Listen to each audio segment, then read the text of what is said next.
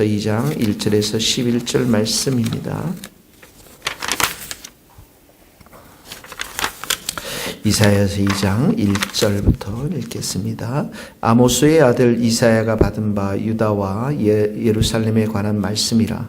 말일에 여호와의 전에 산이 모든 산 꼭대기에 굳게 설 것이요 모든 작은 산 위에 뛰어나리니 만방이 그리로 모여들 것이라. 많은 백성이 가며 이르기를 오라 우리가 여호와의 산에 오르며 야곱의 전에 이르자.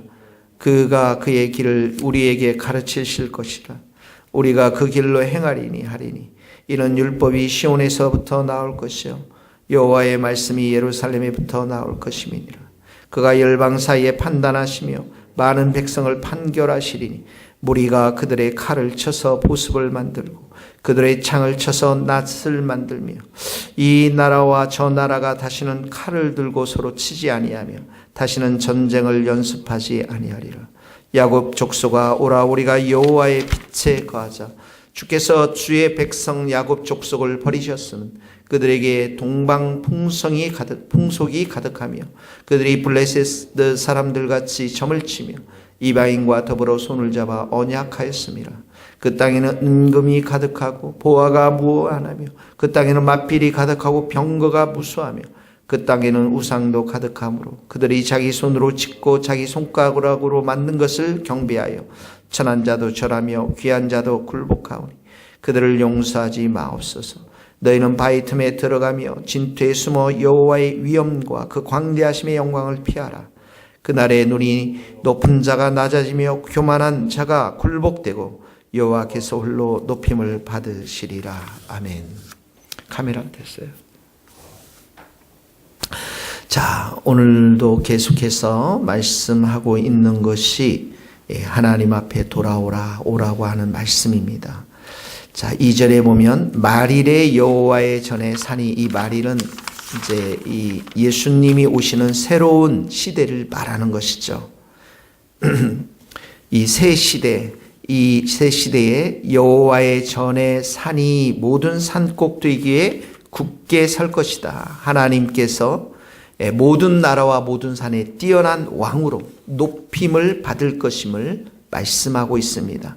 그리고 이 산 위에 만방이 그리로 모여들 것이다. 모든 이방인들, 열방들이 이 산으로, 이 산은 어떤 산입니까? 여호와의 전이 있는 산. 이 구약에서 말하면 시온산을 말하지만 우리 신약에 있는 우리들에게 가운데는 예수 그리스도의 십자가를 통해서 우리 마음 가운데 성전이 있어서 이 성전이 있어서 하나님과 친밀한 관계를 나누고 또 예배와 기도를 드릴 수 있는 전을 말하는 것이죠. 만방이 이 시온산으로 온다. 구약의 이미지를 이렇게 구약의 모습을 시온산으로 몰려드는 순례객들이 몰려드는 이 모습을 여기에서 지금 보여주고 있지만 신약에 있어서는 예수님을 통해서 우리 모든 열방에 있는 만방에 있는 사람들이 예수님을 믿고 하나님을 믿는 예배드리는 그 장면을 여기서 보여주고 있습니다. 3절에 보면 그래서 많은 백성이 가며 이르기를 오라 우리가 여호와의 산에 오르며 야곱의 하나님 전에 이르자. 그가 그의 길을 우리에게 가르치실 것이요 우리가 그 길로 행하리라 하리니 이는 율법이 시온에서부터 나올 것이며 여호와의 말씀이 예루살렘부터 나올 것임이니라. 오늘의 핵심 구절입니다. 오라 우리가 여호와의 산에 오르자. 무슨 말씀입니까? 하나님께 예배드리며 하나님께 기도드리며 하나님과 친밀한 교제를 갖기 위해서 그 산에 시온산에 성전이 있는 그 산에 우리가 이르자라는 말입니다. 그래서 하나님을 만나면 우리가 하나님께 예배드리고 하나님과 친밀한 교제를 나누면 그가 그의 길, 하나님의 길이 어떤 길인가? 구원의 길, 진리의 길, 또 말씀의 길, 빛의 길, 그 모든 길들을 우리에게 가르치시고 우리가 그 길로 행하리라.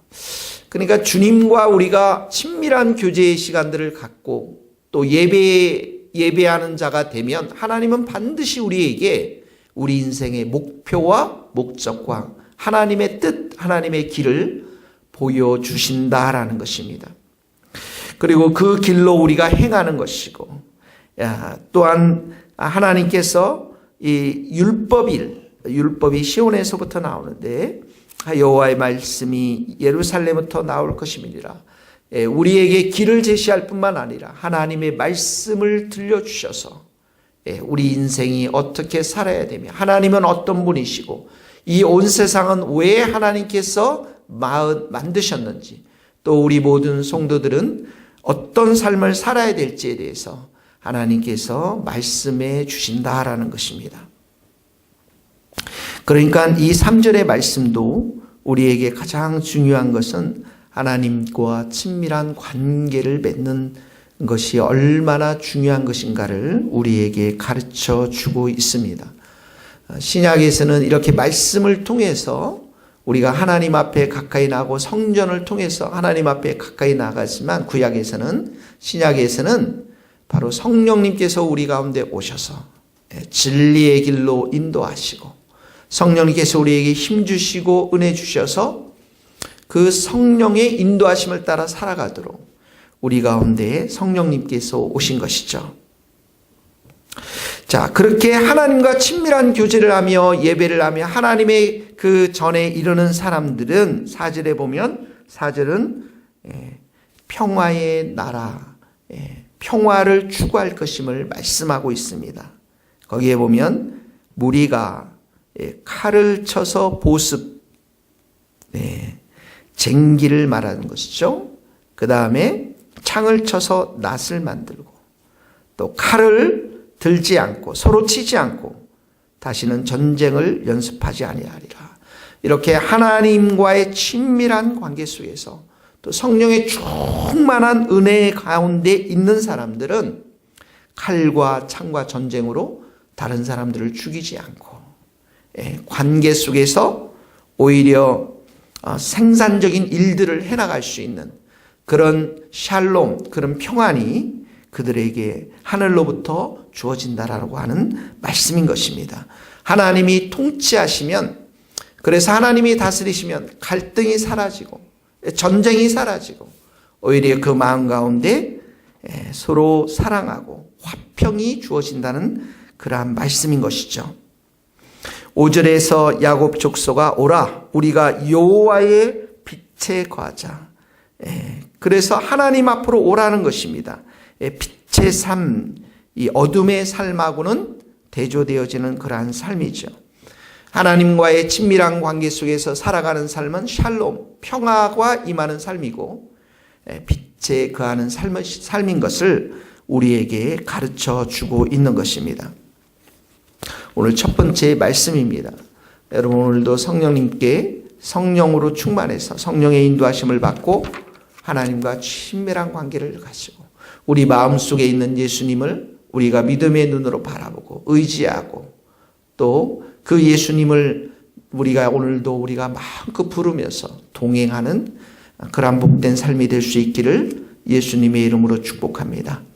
이 예수님과의 친밀한 관계를 치명적으로 이렇게 예수님과의 관계가 멀어지면, 하나님과의 관계가 멀어지면 반드시 나타나는 현상들이 6절에서 9절 죄악의 어둠의 삶들에 대해서 여기서 보여주고 있습니다. 주께서 주의 백성 야곱 족속을 버리셨음은 이렇게 되죠. 죄악의 길에 들어선 사람들, 하나님과의 관계가 끊어진 사람들, 이런 사람들을 하나님께서 버려줬어요.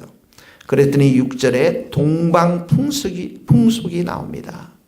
그리고 블레셋 사람들과 같이 점을 치고 이방인들과 더불어 언약을 맺고, 점을 쳤다라는 것은 자기의 유익을 위해서, 욕심과 탐욕을 위해서 점을 치는 것이죠. 이방인과 손을 잡았다라는 거 우리가 세상 가운데 타협하고 세속화되었다라는 것을 말하죠. 7절에 보면 경제적인 풍성한 부요함이 있습니다. 은금이 가득하고 보화가 무한합니다. 또 마필이 가득하고 병거가 있다라는 것은 위에 거는 경제적 번영을 말하지만 아래는 군사적인 힘을 말하는 것입니다. 하나님과의 관계가 끊어져 버리면, 친밀한 관계가 끊어져 버리면 나타나는 현상은 더 이상 하나님을 의지하지 않고 세상을 사랑하고 세상의 것들을 의존할 수밖에 없다라는 것이죠. 8절에도 보면 우상이 가득하고 그것을 경배하고 9절에 절하고 그곳에 굴복하는 하나님과의 모든 친밀한 관계가 끊어진 사람들의 삶이 여기에서 보여주고 있는 것입니다. 두 번째 우리의 적용의 말씀, 오늘 우리의 마음 가운데 있는 욕심, 탐욕, 세상을 사랑하는 마음, 또 하나님을 의지하지 않고 다른 경제적인 것, 세상의 것을 우리가 의지하는 것들이 있다면 하나님의 친밀한 관계, 그 교제를 방해하는 것들이 있다면 그것이 우리의 분주함이 될 수도 있고 우리의 어떤 텔레비전이 될 수도 있고 또 그것이 세속적인 많은 것들이 있을 수 있는데 이 모든 것들이 있다면 우리가 그 부분들을 철저하게 회개하고 돌이키고 하나님과의 관계를 더 충실하게 맺고 또 마음과 목숨과 뜻과 힘을 다해서 주님을 사랑하는 그런 마음을 우리가 유지해야 될 줄로 믿습니다. 그렇지 않으면 10절에 보면 10절, 11절 말씀은 이제 그런 죄악된 삶을 살아가는 그 이스라엘 백성들을 심판하실 것임을 말씀하고 있습니다. 여기 보니까 바위 틈에 들어가며 진토에 숨어 여호와의 위엄과 광대하심의 영광을 피하라. 이 말은 심판의 날을 말하는 것입니다. 죄인의 운명은 심판받을 수밖에 없는데 여기 숨는다라는 것은 여호와 하나님의 이런 무서운 얼굴, 심판의 얼굴을 두려워하는 것을 말하는 것이죠. 그러니까 이 10절과 11절은 여호와의 날, 심판의 날을 설명하고 있는 것입니다. 11절에도 그날에는 이 그날이 여호와의 날, 심판의 날을 말하는 것이죠. 낮아지게 되고 높은 자가 낮아지게 되고 교만한 자가 굴복하게 되고 그런 마음들을 심판하시면서 징계하시면서 겸손하게 만드시는 하나님을 여기서 볼 수가 있습니다. 여호와께서 홀로 높임을 받으리라. 오늘 우리의 마음속에 이 말씀들, 우리의 마음 가운데 홀로 높임을 받을 수 있는 분은 여호와 하나님이신 것을 우리가 기억하면서 오늘도 주님과 동행하고 성령님과 동행하는 복된 하루 될 수 있기를 예수님의 이름으로 축복합니다. 기도하시겠습니다. 하나님 아버지, 오늘도 하나님 앞에 우리가 나아갈 수 있기를 기도합니다. 우리가 하나님의 그 전에 이르며 이 새벽의 시간에서부터 마지막 잠자리에 들기까지 하나님과 더 가까이 동행하며 친밀한 관계를 갖고 하나님이 우리에게 말씀하신 바 그 진리의 길을 따라 우리가 살아가기를 소원합니다.